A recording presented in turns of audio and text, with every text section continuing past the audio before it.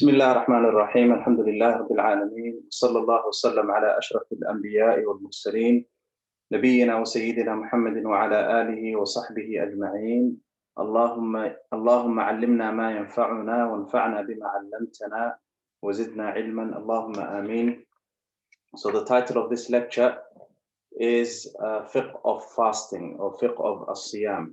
And the objective of this lecture is to go through certain or some fiqh issues pertaining to fasting. We're not going to really delve too deeply into the virtues of Ramadan, the virtues of fasting. I'm sure they are all well known, and there will be other dedicated lectures for that particular subject. So the first mas'ala issue we will begin with is what is the hukum or the ruling on fasting the month of Ramadan. أولا, Allah subhanahu wa ta'ala, he talks about fasting and siyam in the statement in Surah Al-Baqarah where he says يا أيها الذين آمنوا كتب عليكم الصيام كما كتب على الذين من قبلكم لعلكم تتقون. So in this verse Allah subhanahu wa ta'ala talks about fasting, and he says that, O you who believe, fasting has been made obligatory upon you, just as it was made obligatory upon those who preceded you. However, the verse doesn't really talk about the fasting of the month of Ramadan. It talks about fasting in a general sense. As for the fasting of Ramadan, Allah subhanahu wa ta'ala, he says in in two verses after this verse, he says شهر رمضان الذي أنزل فيه القرآن. So Allah subhanahu wa ta'ala talks about fasting in verse 83 in Surah Al-Baqarah, and then he says after two verses شهر رمضان الذي أنزل فيه القرآن هدى للناس وبينات من الهدى والفرقان, and then he says فمن شهد منكم الشهر فليصمه. So this is the محل الشاهد. Allah says whoever witnesses the month of Ramadan, whoever is alive at the month of Ramadan and is obviously capable of fasting, فَلْيَصُمْهُ, then let this person fast the month of Ramadan. Also, the hadith of Abdullah ibn Umar in Bukhari and Muslim, where the Prophet ﷺ mentions the 5 pillars of Islam, and he says, بُنِيَ الْإِسْلَامُ عَلَى خَمْسٍ, Islam is based upon 5, and then he mentions at the end, وَصَوْمُ Ramadan, and the fasting of the month of Ramadan. So now that we know that Ramadan is obligatory, know that the obligation of Ramadan has certain conditions. So Ramadan is obligatory upon certain people who meet these conditions. The first of these people is the person who is a Muslim. So Ramadan is only wajib and obligatory upon the person who has al-Islam in their hearts. That doesn't mean that the disbeliever isn't punished or isn't sinful for not fasting the month of Ramadan. Of course they are. But if they were to fast while being upon a state of disbelief, then their fasting would not be accepted from them. So ash-shartul awwal is al-Islam. So the month of Ramadan is obligatory upon every person who is considered to be a Muslim. The second condition is al-bulugh. Ramadan is obligatory upon a person who reaches the state of adulthood. And the proof of this is the hadith of the Prophet sallallahu alaihi wasallam. The Prophet says, رُفِعَ الْقَلَمُ عَنْ ثَلَاثَةٍ. The pen has been lifted from 3 types of people: الْمَجْنُونُ حَتَّى يَفِيقُ وَالنَّائِمُ حَتَّى يَسْتَيْقِظُ وَالصَّبِيُّ حَتَّى يَبْلُغُ. The first is الْمَجْنُونُ حَتَّى يَفِيقُ, the person who is insane until such a time as they awaken from their insanity, or until such a time as they are no longer considered to be insane. وَالنَّائِمُ حَتَّى يَسْتَيْقِظ, and the person who is asleep until they wake up. And الصَّبِيُّ, the child, until they reach the age of adulthood. So this is the second condition, al-bulugh or adulthood. The third condition, now this is obviously bil-ijma', the proof of this is bil-ijma', the hadith that was just mentioned to you, and also the ijma' of the ulama and the scholars. However, the Salaf and the Sahaba ridwanullahi ta'ala alayhim used to encourage their young ones to actually fast, even though they hadn't reached the age of adulthood and fasting wasn't considered to be obligatory upon them. They would encourage their young ones to actually fast, and this was something which was a sunnah of the Sahaba and our righteous predecessors. The third condition is that the person who fasts must be of sound mind and intellect, al-aql. And obviously the proof of this is the hadith that we just mentioned. رُفِعَ الْقَلَمُ عَنْ ثَلَاثَ الْمَجْنُونُ حَتَّى يُفِيقُ. The pen has been lifted from three types of people, and one of them being al-majnun, the one who is considered to be crazy or insane, until they are no longer considered to be insane. The fourth condition for fasting the month of Ramadan to become wajib and obligatory upon a person is al-qudra. So the person has to be capable. They have to actually have istita'a and capability to fast the month of Ramadan. And the proof of this is the hadith, is the verse in Surah Al-Baqarah. Allah subhanahu wa ta'ala says, لا يكلف الله نفسا إلا وسعها. لا يكلف الله نفسا إلا وسعها. Allah subhanahu wa ta'ala does not burden a soul more than it can bear. So that's basically the conditions of fasting the month of Ramadan. The next issue we move on to is when does the fasting of Ramadan itself become obligatory in terms of, we know that it becomes obligatory and wajib upon a person who has those conditions that we mentioned. But generally speaking, متى يثبت Ramadan? When does Ramadan actually enter? How do we know when the month of Ramadan actually has entered? So the answer to this question is that we know that the month of Ramadan has entered in two different ways.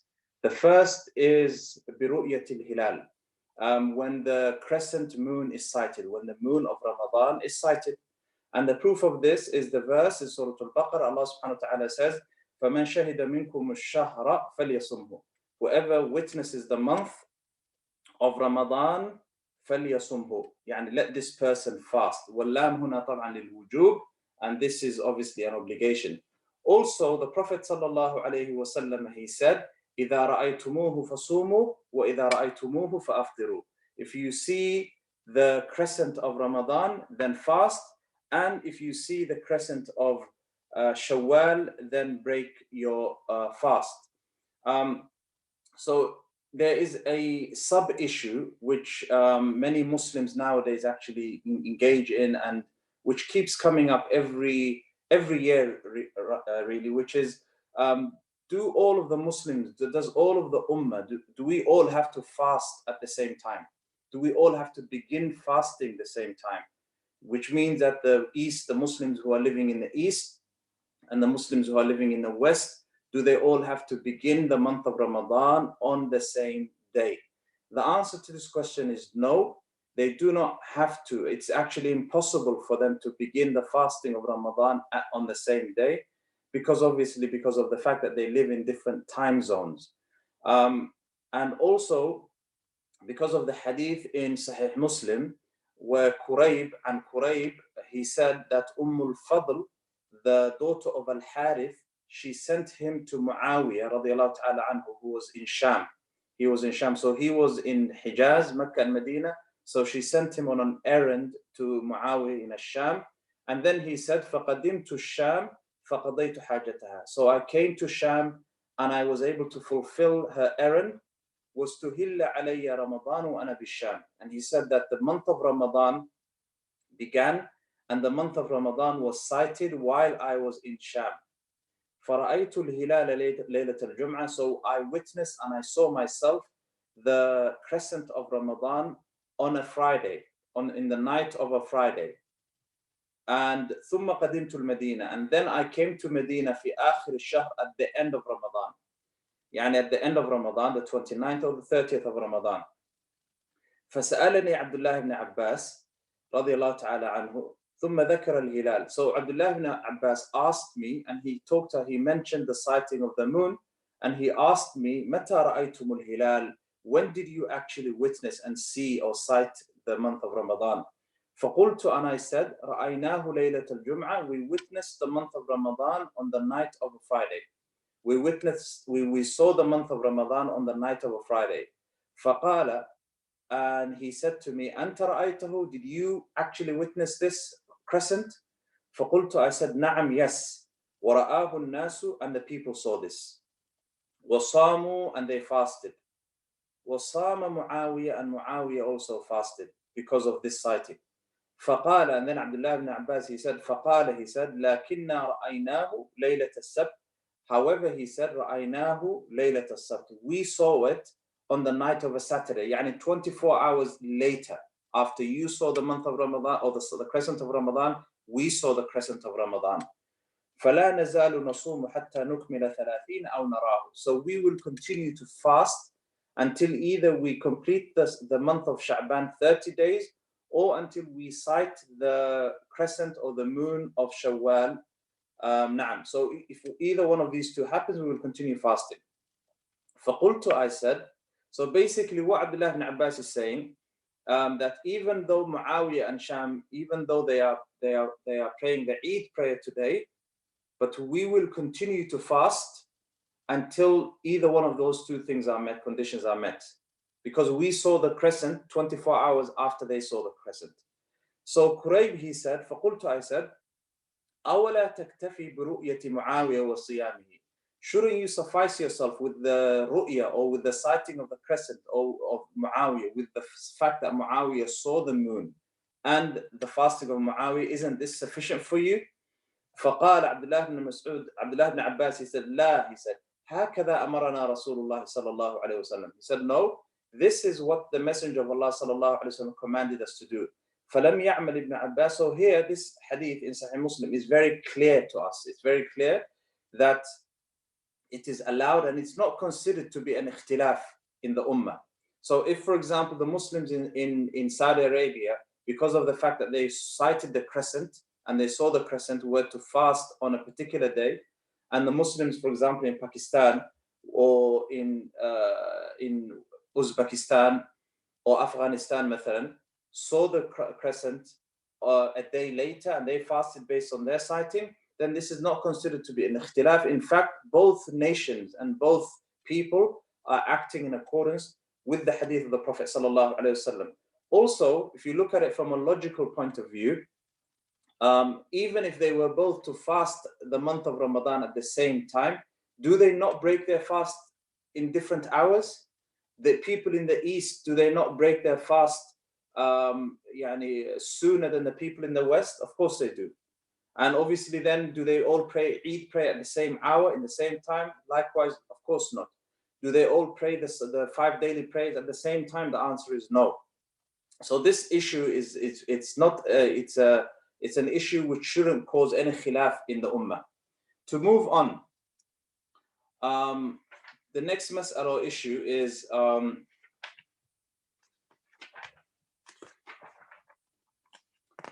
the fasting of people known as Ahlul A'dhar wa Fitaruhum.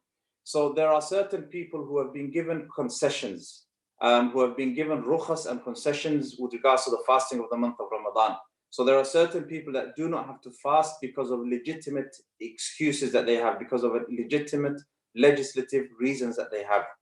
And those people are al-marid, the person who is sick, and then we will move on to al-musafir. So the first of these people is al-marid, the person who is considered to be sick. There are two types of sicknesses: al-marid alladhi yurja bur'uhu, wal-marid alladhi la yurja bur'uhu. The first type of sickness is the person who is sick and their sickness is considered to be temporary. It's considered to be a sickness that in normal circumstances is not considered to be permanent. And the second type of sickness is the sick person who has a terminal illness, who has a permanent sickness and illness. Okay, so we're only talking about this stage about the first type of person. Okay, so the person who is considered to be sick, who they can actually fast, physically speaking, they can fast, then this person has ahwal, has certain situations. The first situation is that this person is able to fast. Physically, they're able to fast, and the fasting does not really affect them negatively. It doesn't affect their illness, and their illness is even though their illness could be considered khafif, light, or even an illness which is considered to be a dangerous or heavy illness. So this person could be someone, mathalan, as an example, who broke their ankle, or someone, for example, who broke their leg. Okay, so they can technically fast. If they fasted, usually, unless they're taking some medication in the daytime, then this person really is able to fast. So the scholars, they say that this person, it is obligatory upon this person to fast. It's wajib upon this person who's considered to be, technically they're considered to be sick, but it's considered wajib upon this person to fast. The second situation is the sick person who can fast, but the fasting is heavy upon them. It's really difficult upon them to fast, but really they can get across the line and they can actually fast. So the sunnah for this person is that the sunnah is for them to break their fast, and it is considered makruh and disliked for this person to fast. And the proof of this is the statement of Allah, يُرِيدُ اللَّهُ بِكُمُ الْيُسْرَ وَلَا يُرِيدُ بِكُمُ الْعُسْرَ. Allah subhanahu wa ta'ala wishes ease for you, and He does not wish for you any hardship. Also, Aisha radiallahu ta'ala anha, she said, مَا خُيِّرَ رَسُولُ اللَّهِ صَلَّى اللَّهُ عَلَيْهِ وسلم بَيْنَ أَمْرَيْنِ إِلَّا اخْتَارَ أَيْسَرَهُمَا أو إلا أخذ أيسرهما ما لم يكن إثما فإن كان إثما كان أبعد الناس منه. In Bukhari and Muslim. So Aisha radiallahu ta'ala anha, she said that the Prophet sallallahu alaihi wasallam wasn't given the choice between two matters, except that he chose the easier of the two matters, as long as it was not considered to be a sin. If it was considered to be a sin, then he would be the furthest of people from this particular sin. The third situation of the marid is the person who is sick and the fasting actually increases in their sickness or delays in their recovery. Okay, if this is the case, then this person is considered, their fasting is considered haram and impermissible for them to fast. So if because of their fasting their recovery is delayed and it increases in their sickness, then it is considered to be haram for them to fast. Allah subhanahu wa ta'ala says, وَلَا تُلْقُوا بِأَيْدِيكُمْ إِلَى التَّهْلُكَةِ. So that's with regards to the marid. As for with regards to the musafir, the person who is a traveler, then likewise the traveler has certain conditions or certain affan situations.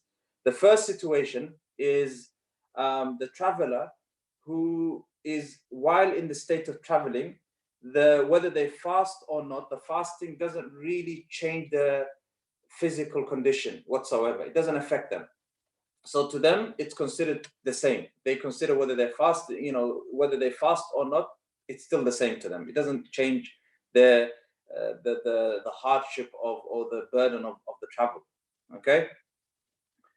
So for this person, it is better for this person to fast. Okay, because if they fast, then it is asra'u, as the scholars they say, asra'u li ibra'i dhimma. It means that it is because of the principle that they are, by fasting, they are removing the burden of responsibility from themselves as quickly as possible. So they don't have to make up any days. So for this person, it is better for this person to fast. But if they were to break their fast because of the traveling and they were to take this concession, then they would not be considered to be sinful. So this is basically al-halatul ula, the first situation. The second situation is that one of the two is easier for them. If fasting is easier for them, then it is better for them to fast. If breaking their fast while traveling is easier for them, then it is better for them to break their fast.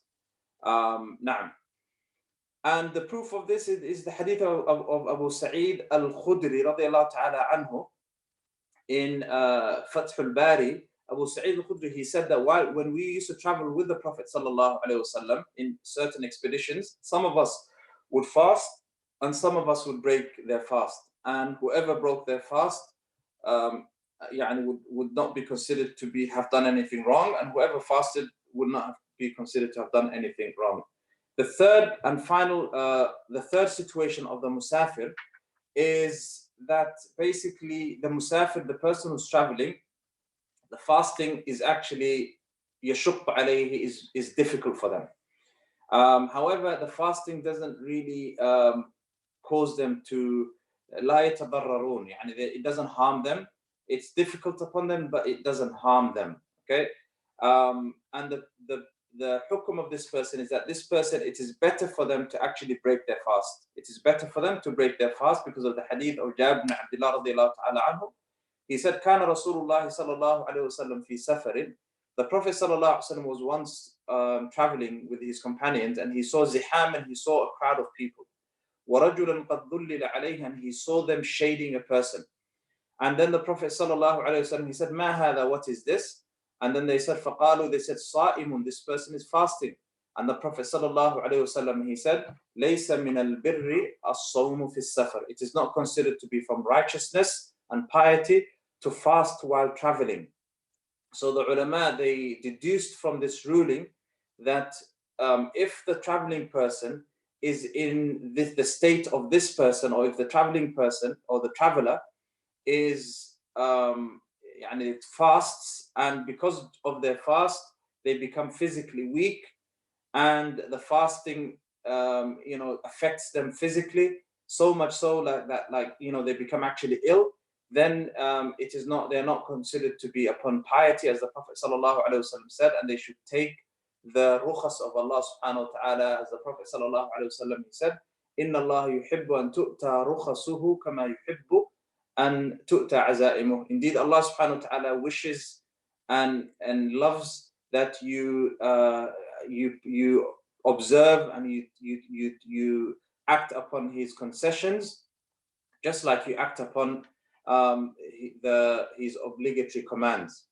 The fourth condition of the musafir is that basically the musafir or the traveler is when they fast, and due to their fast they become physically sick. So the third condition is that they don't actually become physically ill, they become weak. The fourth condition is that the fasting actually affects their physical health. Then in this situation it becomes haram for them to fast. We move on to the next mas'ala issue, which is the issue of the ha'id and the nufasa. If a woman is menstruating, then it is haram for her to fast. Okay, and the proof is the hadith of Aisha radiallahu ta'ala anha and Abu Sa'id al-Khudri, Bukhari and Muslim. It is haram for her to fast. Likewise, if a woman is in her postnatal bleeding, in a state of nufasa, then it is also haram and impermissible for her to fast. The next mas'ala or issue is, what is the ruling on a person who has broken their fast due to a legitimate excuse, due to a legitimate reason, and then in the daytime of Ramadan, this reason or this udhr disappears, is no longer present? An example is, let's say, for example, a woman is menstruating and she wakes up for Fajr, obviously in a state of hayd. So obviously what fasting is haram for her, she can't fast. And then at dhuhr time, she becomes pure. What does she do? Is she allowed to continue to eat and drink? Or does she observe the sanctity of that day and basically refrain from eating and drinking, although obviously that day will not be counted for her as a day of fasting? Another example is, for example, the traveler, the person who broke his fast while he was traveling, then he comes in and he or she reaches their destination, their watan and their baladul iqama. They reach their destination, and in dhuhr or in the daytime of Ramadan, do they continue eating and drinking just like they were doing while they were traveling? Is this allowed for them to do, or should they stop eating and refrain from eating and drinking or engaging in any halal act, such as having relations with their spouse, out of respect and because of the sanctity of that day? Okay, the answer to this question is that the simple answer is yes, they can continue eating and drinking. And the proof of this is the hadith of Abdullah ibn Mas'ud radiallahu ta'ala anhu. Abdullah ibn Mas'ud, actually it's not a hadith, it's an athar by Abdullah ibn Mas'ud. He said, this is the statement of Abdullah ibn Mas'ud, he says, Man akala awwal an-nahar falyakul akhirah. Whoever eats and drinks in the beginning of the day, then let him eat at the end of the day. Okay, so this is the proof. So this person is allowed to eat and drink on that day, because obviously they have a legitimate excuse and reason. Just because that reason and that excuse has disappeared, that doesn't make it haram for them to actually continue eating and drinking. So the principle is, if the day of Ramadan or the day of fasting has started for you, and you have a legitimate reason and excuse to break your fast at the beginning of Ramadan, at the beginning of the fasting day, then that excuse departs or leaves or becomes non-existent, in the middle or throughout the day, or after, in the middle of the day of Ramadan, then you're allowed to continue eating and drinking. The next issue is, what is the ruling on the fasting of the pregnant lady, the pregnant woman, and the woman who is in her breastfeeding phase, or the woman who's basically nurturing her child and basically breastfeeding her child? The ulama are all in agreement that it is allowed for these two women to break their fast. It is allowed for these two women to break their fast. However, they have to basically make up this fast. And to make up this fast, there are certain ahwal or situations that basically affect these types of women, depending on their intention and depending on the reason why they broke their fast. So listen very carefully, okay? So the qaida principle is, it is allowed for them to break their fast. The pregnant woman and the woman who is breastfeeding, it is allowed for them to break their fast. As to, with regards to the qada and the making up of that fast, then there are certain ahwal, there are certain situations, and these situations are based upon their intention and their niyyah. The first situation is, if they break their fast because of the fact that they feared for their child, they feared for their offspring. With regards to the pregnant woman, she feared for her unborn child. With regards to the breastfeeding woman, she is fearful for the child that she's breastfeeding. Then if this is the case, they break their fast, okay? They break their fast, and there is no expiation upon them, except basically the fact that they have to make up those days that they have broken their fast. This proof is the verse, فَعِدَّةٌ مِّنْ أَيَّامٍ أُخَرَ. This is the first situation. The second situation is, if they feared for themselves and they feared for their children, okay, then they break their fast, and they have to basically also make up those days, just like the first situation. The third situation is, if they only fear, they don't fear for themselves, for their health, but they fear for their children only, then it's similar to the first two situations. They have to basically break their fast, and they make up those days, and there is no expiation. So those three situations are pretty much the same.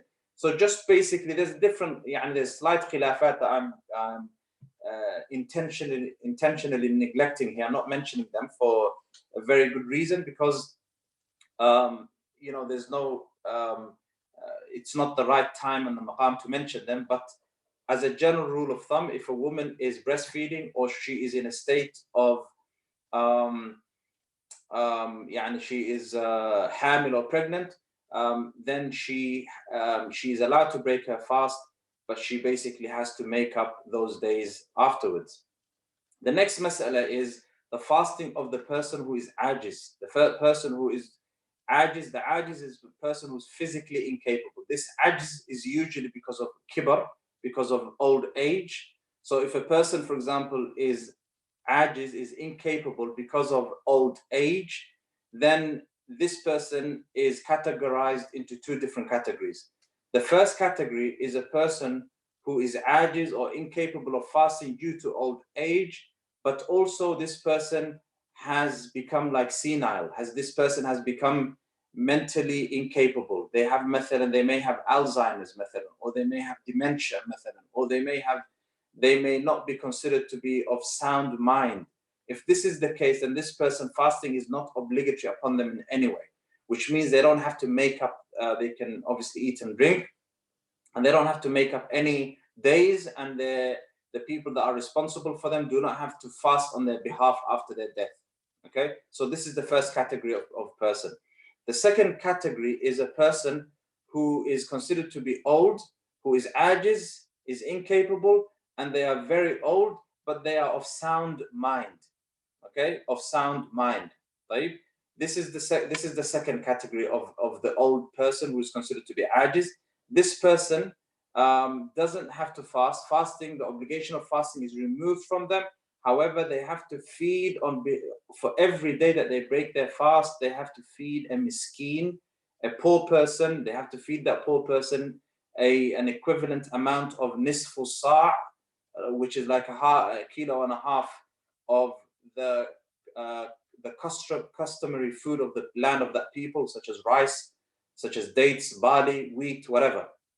And to make matters simple, they just have to basically feed a poor person, one poor person, for every day that they break their fast. So that they just feed them something that is considered enough food for them to last one sitting.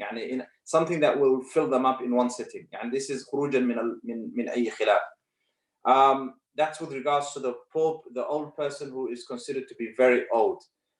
There's also another type of ajiz, which is a person who is marid, maradan la yurja bur'uhu. A person who is marid, a person who is sick, a sickness that is considered to be a permanent sickness, or basically this person has a clinical diagnosis, a clinical illness. It could be cancer, they could be under, doing chemotherapy, or any of those types of illnesses which basically cause the person to become extremely weak and terminally ill. This person, or likewise, they don't have to fast. Fasting is removed from them. The obligation of fasting is removed from them, but they have to feed a poor person for every day that they break their fast. And the it'am is obviously, as Allah subhanahu wa ta'ala says, وَعَلَى الَّذِينَ يُطِيقُونَهُ فِدْيَةٌ طَعَامُ مِسْكِينٍ. And as for those who are ajiz, those who are incapable of fasting, then they have to pay a fidya. And this fidya, this expiation, is ta'amu miskin, is the feeding of a miskin. And the sunnah has clarified to us that this ta'amu miskin, the miqdar of this it'am, is what's known as nisfu sa', or about 1.5 kilos of the customary food of that particular land. We move on to the next mas'ala, which is al-mufattiratu wal-qada.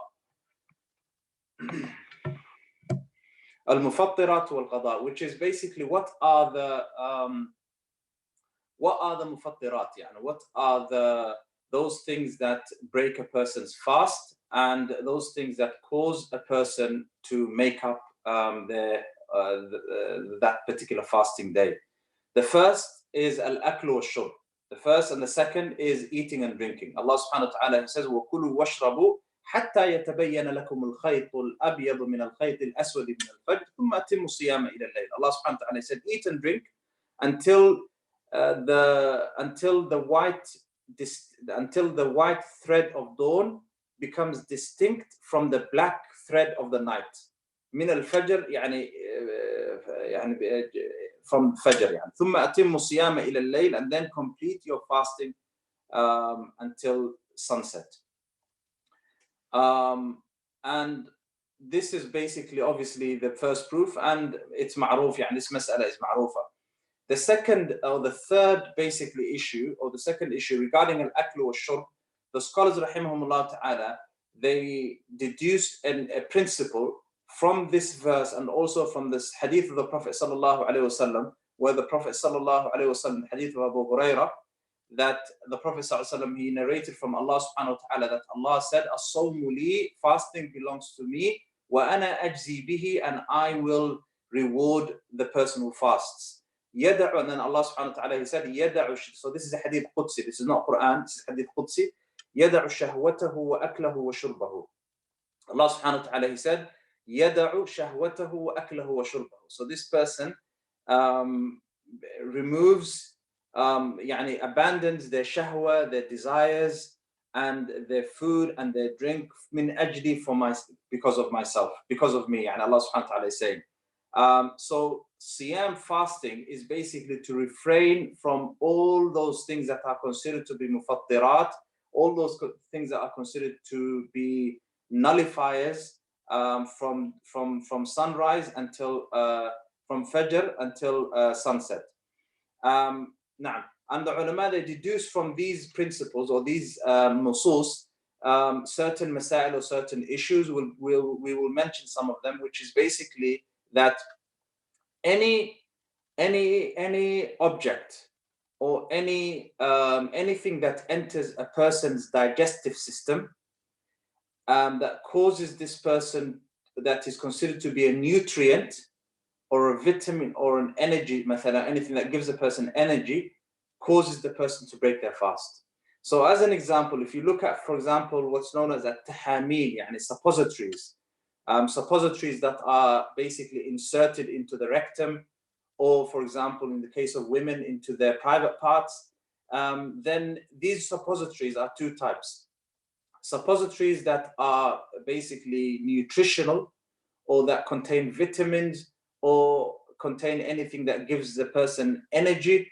If that's the case, then these suppositories basically break the person's fast. If these suppositories are just for medical reasons, but they don't do any of the above mentioned things, then in this case, these suppositories do not break the person's fast, and they are غير مفطرة. The next mas'ala is, what about if a person vomits? If a person vomits intentionally, or causes themselves or induces vomit, then this breaks the person's fast. But if the person doesn't induce any vomit, and the person is overwhelmed, and they vomit unintentionally, they look at something that they consider to be mathalan disgusting, or something that they consider to be something that causes them to vomit, then this person doesn't have to this doesn't actually break their fast.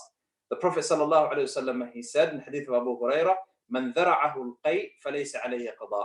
Whoever is overwhelmed because of vomit, فليس عليه قضاء, then they don't have to make up any days. ومن استقاء عمدا فليقضي. And whoever induces vomit, then they have to make up those days. This is in Musnad al-Imam Ahmad and Abu Dawud. Also, the next issue with regards to those things that break a person's fast is al-hijama. Regarding the hijama, the asl is the hadith of the Prophet sallallahu alaihi wasallam, is the hadith where the Prophet ﷺ said, "Aftar al-hajim wal-mahjum." And there's three different, the hajim, the one cupping, hijama means cupping, the one who cups and the one who's being cupped have broken their fast. And this is a mas'ala mashhura, and there's a lot of khilaf in this mas'ala issue. There are ala thalathati aqwal, there are three opinions on this. The first opinion is that hijama or cupping breaks a person's fast. The second, it doesn't break their fast. The third opinion is that it is considered to be makruh, and it is considered to be disliked. So as what I would advise my brothers and sisters is to khurujan min al-khilaf, is to refrain from cupping while they're fasting, to refrain from cupping while they are fasting. Okay, but there's a khilaf in this particular mas'ala or issue. The next mas'ala is ejaculation. If a person, there are two types of, obviously ejaculation is because of sexual arousal. There are two types of ejaculations. The first is if a person ejaculates due to touch, due to them, for example, touching their private parts, or for example, due to, for example, them kissing their wife, for example, then this causes the person to break their fast. And in this particular qism, the scholars rahimahumullah ta'ala, they add what's known as al-istimna, which is a masturbation, which is when a person basically causes through their own actions to basically ejaculate. This is obviously haram and impermissible. However, if this happens while a person is fasting, then this person's fast is broken. This person has broken their fast. And not only that, they have to actually refrain from eating and drinking throughout the day. So they won't be rewarded, or they cannot reward themselves, or they cannot basically use as a concession, rather, that's the right word, use as a concession the fact that now they have committed this sin, that this day isn't counted for them. So that means they won't be rewarded, so they'll just go continue eating and drinking. Then no, they're not allowed to continue eating and drinking, even though they have committed this sin. They have to refrain from eating and drinking, and this is different to the person who broke their fast because of a legitimate reason, and then this reason disappeared, the issue that we discussed just a few minutes ago. Okay, so this is the first type of ejaculation. The ejaculation due to touch, due to looking, due to, for example, even hearing, due to kissing. This causes basically a person to break their fast. The second type of ejaculation is if a person touches a a woman يعني touches مباشرة المرأة بالفرج, if a person touches a woman's private parts, then this basically touches a woman's private parts with their private parts, then this causes the person to break their fast, even though there is no ejaculation. So if, for example, penetrative sex, for example, or a person has sexual relations with their wife, but they do not actually, nothing comes out of them, then this person has committed an act or a major sin, and their fast is broken. And the proof of this is obviously the verse. If you go back to the verse in Surah Al-Baqarah, verse 187, أُحِلَّ لَكُمْ لَيْلَةَ الصِّيَامِ الرَّفَثُ إِلَى نِسَائِكُمْ. If you go back to that verse, that is the evidence and the proof. Also the hadith of Abu Hurairah radiallahu ta'ala anhu, in Bukhari and Muslim, when a man came to the Prophet sallallahu alaihi wasallam and he said that I have halaktu, I have destroyed myself, and the Prophet asked him sallallahu alaihi wasallam what he meant, and he said, I had relations with my wife in Ramadan. And the Prophet sallallahu alaihi wasallam, he told him the expiation and how to expiate this particular sin, ala tartib, which we'll get to in a minute inshallah. So if a person has relations with his wife in the month of Ramadan, or afwan, in the daytime of Ramadan, not in the month of Ramadan, in the daytime of Ramadan, then this person, first and foremost, they have to make tawbah, and they've fallen into a major sin. This is the first thing. The second thing is that they have to make up that particular day. And the third thing is they have to fast 2 consecutive months. Okay? So they have to fast 2 consecutive months. Ala tawali. If they are unable to fast 2 consecutive months, then they have to feed 60 poor people. طيب. The next mas'ala is we've spoken about things that break a person's fast. We've spoken about things that break a person's fast. So when does a person if a person falls into these nullifiers or into these mufattirat, these things that break a person's fast, this person has to be in a state of this awareness. So this person has to be in a state of awareness.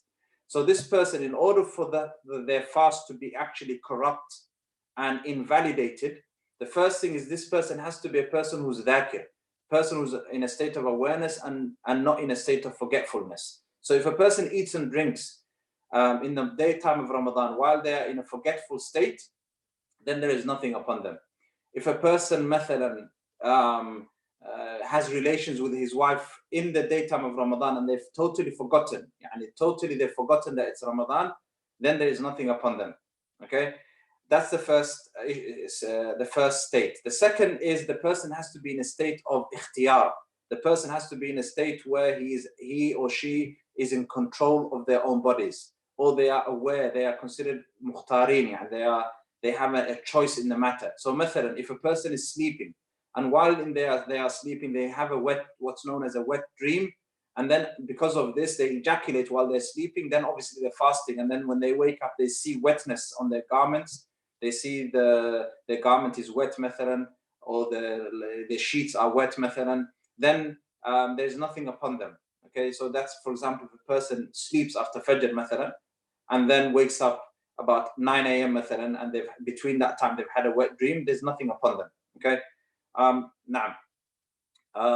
Also, if the person has to be aware of the ruling or has to have knowledge of the ruling. So if a person doesn't have knowledge of the ruling, then there is nothing upon them. If they're ignorant of this particular ruling, then there is nothing upon them. But once they are aware and once they have knowledge, then they have to act in accordance to it. Then we move on to some of the sunan of fasting. Some of the sunan of fasting include mathalan as-sahur, to the pre-dawn meal. The Prophet sallallahu alaihi wasallam, he said, "Tasahharu فَإِنَّ فِي السَّحُورِ بَرَكَةً." Tasahharu, eat your pre-dawn meal, for indeed there is blessings in them. And the Prophet sallallahu alaihi wasallam, he said that the difference between us, our fasting, and the fasting of the people of the book is akalat as-suhur, is the pre-dawn meal. And also the Prophet, and from the sunan of fasting, is to hasten the breaking of the fast. As soon as you hear the adhan, or the time of the adhan, the sun sets, you break your fast. The Prophet sallallahu alaihi wasallam, he said, "La yazalu an-nasu bi khairin ma ajjalu al-fitr," that the people will always be upon khair as long as they hasten in breaking their fast. Muttafaqun alayhi. Also from the sunan of fasting is to break your fast on what's known as al-rutab, or dates, ripe dates. And if you can't find any dates, then you break your fast with water.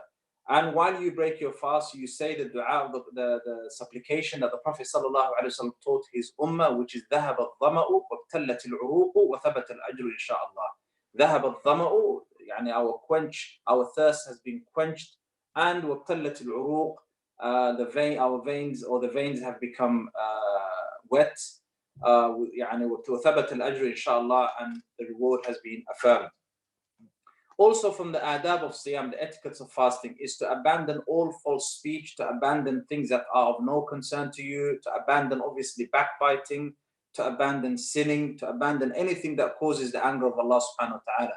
The Prophet sallallahu alayhi wa sallam, he said, "Man lam yada' qawla az-zur wal 'amala bihi, falaysa lillahi hajatan fi an yada'a ta'amahu wa sharabahu." Whoever does not abandon the qawl az-zur, falsehood or false statements, وَالْعَمَلَ بِهِ, and acting in accordance to these false statements, or sinning generally, فَلَيْسَ لِلَّهِ حَاجَةٌ, then Allah has no need for this person to abandon their ta'am, their sharab, their eating and their drinking. What is the ruling on a person who dies while there are fasting days that they need to make up?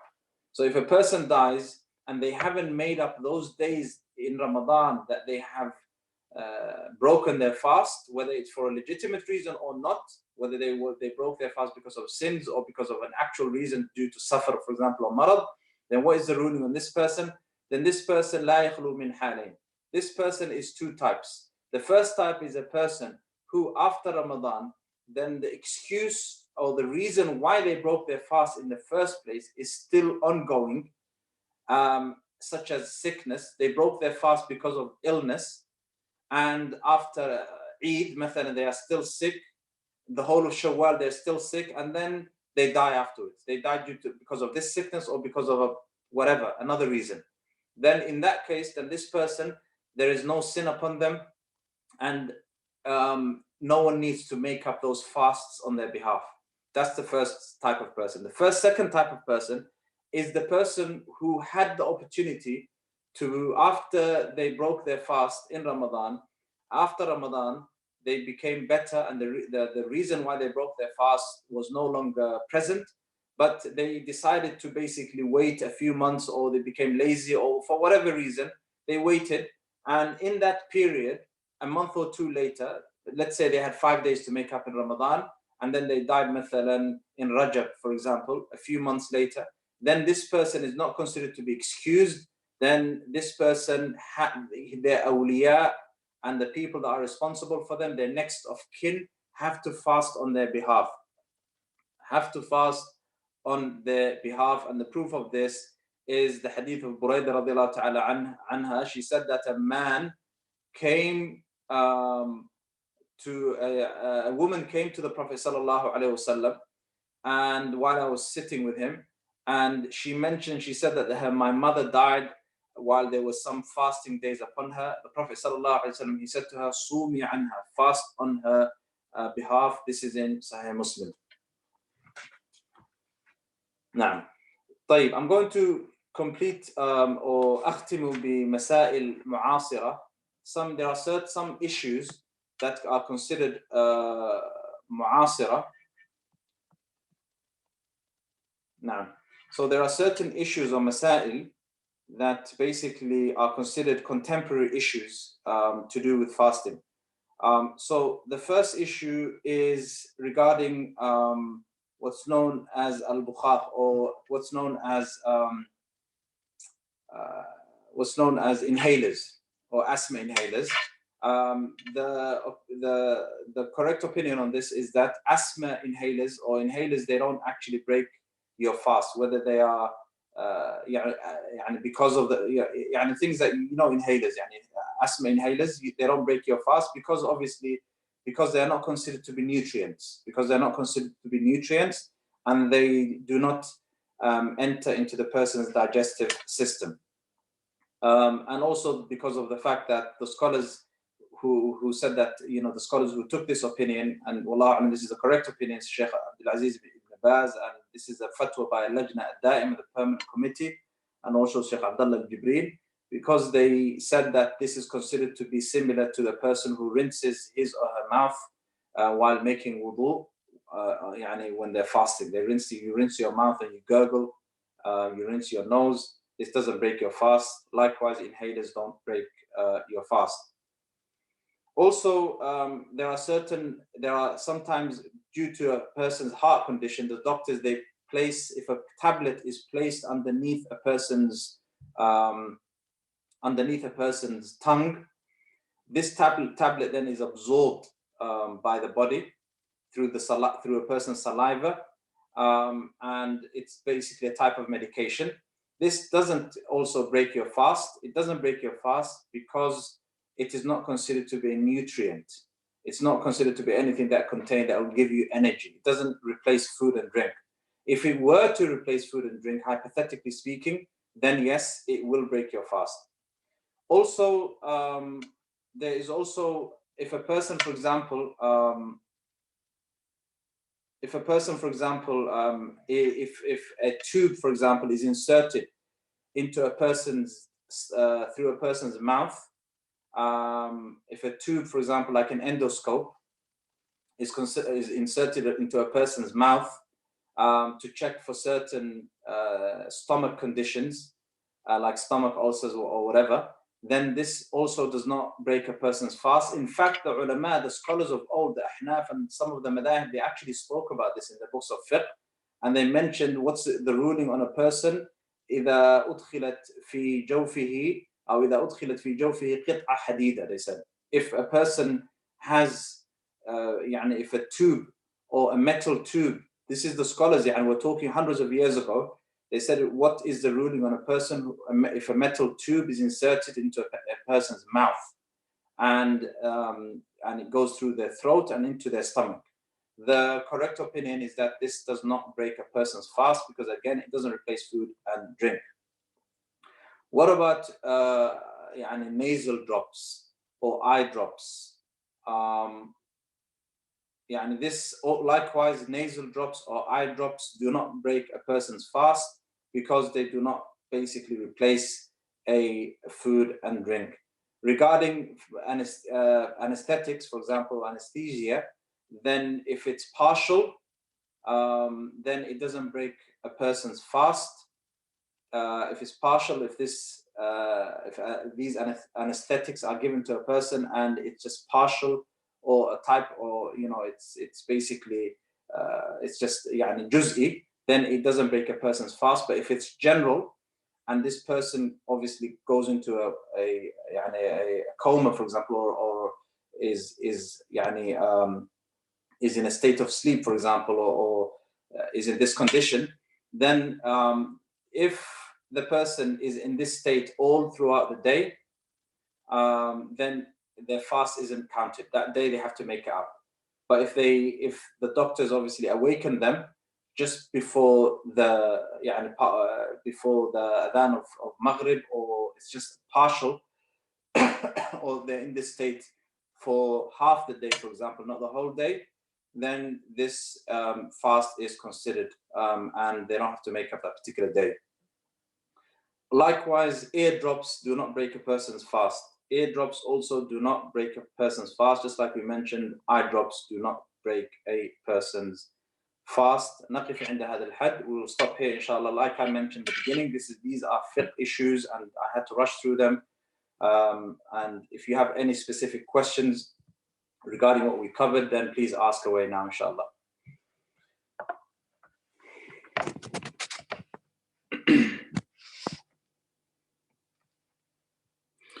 So the first question is, if a woman delays making up her fasts over the years, does she need to make up the fast and also feed one poor person for each fast too? No, she makes up those fasts. So she makes up those fasts. Assalamu alaikum. What about medication for anxiety? It depends on what medication you're talking about. How are you taking these medications?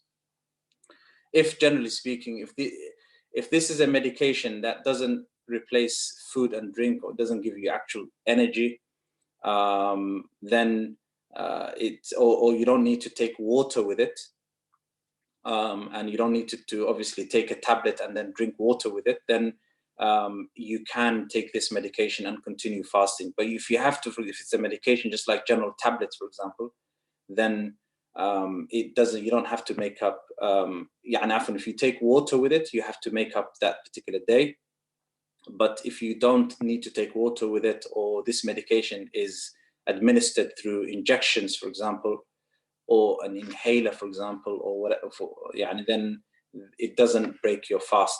However, if you are able to stay away from this medication, and it's something that you can stay away from during the day time of Ramadan, and you take it after you break your fast, then do so. This is better for you to do so.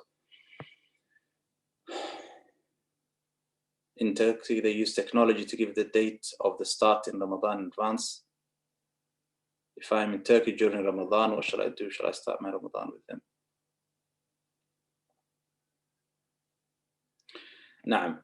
Naam. So let me just read out the question. This brother is saying, in Turkey, they use technology to give the date of the start of Ramadan in advance. I'm aware this is an act of bid'ah and not permissible. However, if I'm in Turkey during Ramadan, what shall I do? Shall I start my Ramadan with them, even if they cited it incorrectly? And if I return back to the UK before the end of Ramadan, do I finish my Ramadan with the people of the UK or on the same day as the people in Turkey? As I started my fast initially in Turkey, this goes for Eid too. Naam. So my advice to you is to fast with the people of Turkey, okay? Although this is how they have began their fast, this ithm and this sin is upon whoever commits this. But for you as a person who is considered a citizen of the people of Turkey, you are following the rule of that land. So do as they do, okay?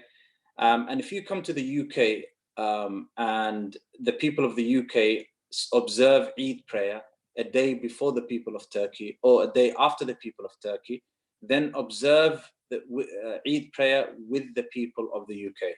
Observe Eid prayer with the people of the UK, and this is something that you have to do. And as for that particular day,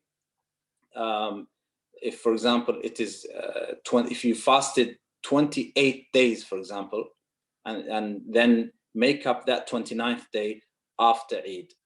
And if you fasted 29 days, if you so happen to have fasted 29 days, then you don't have to make anything up.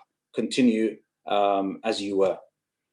I hope that's clear. Assalamu alaikum. So what if you haven't yet made up your missed fasts of last year and are unable to fast them before Ramadan?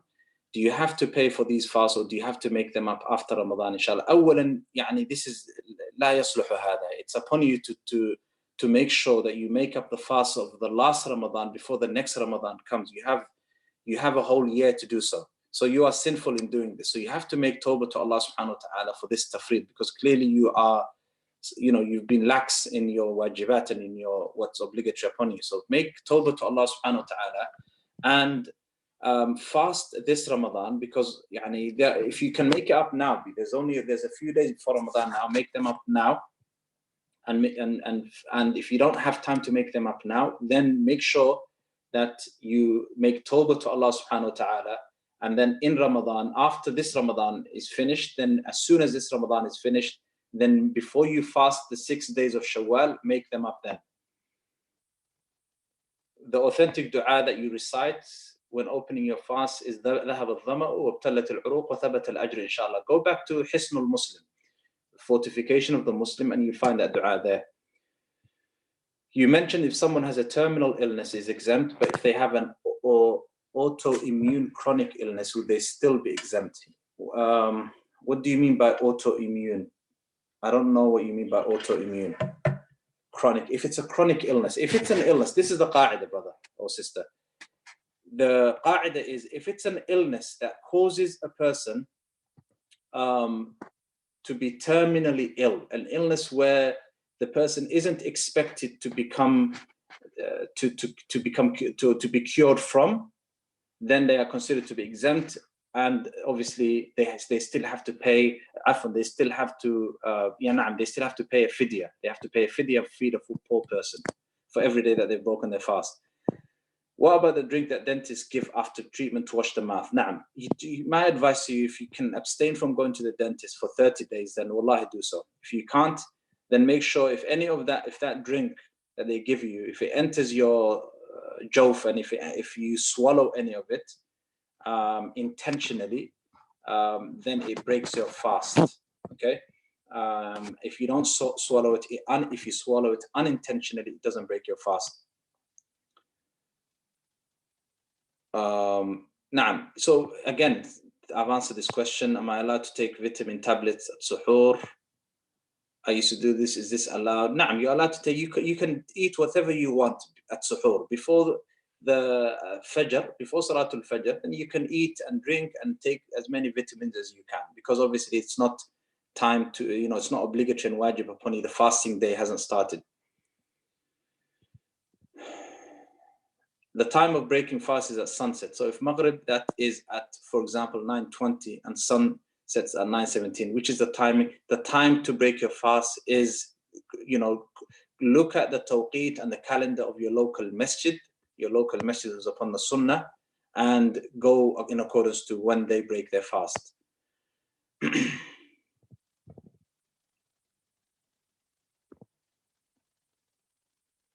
Even now, this is a person who's asking about inhalers. Now, it doesn't matter if an inhaler isn't something that replaces food and drink. An inhaler doesn't replace food and drink.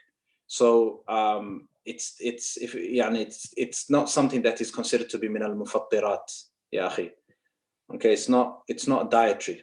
Okay, even if it does contain dietary components, fats, sugars, whatever, it's not something that the person will feel as though they have actually eaten or drank anything. It doesn't give them any energy or whatever. It doesn't change the ruling. What if there's a difference between different masajid in the same community regarding when fasting starts? Which one do you follow? Follow the one that's closest to the sunnah. نعم. طيب نقف عند هذا الحد. And that's the end of the questions. جزاكم الله خيرا وصلى الله وسلم على نبينا محمد وعلى آله وصحبه أجمعين. والسلام عليكم ورحمة الله وبركاته.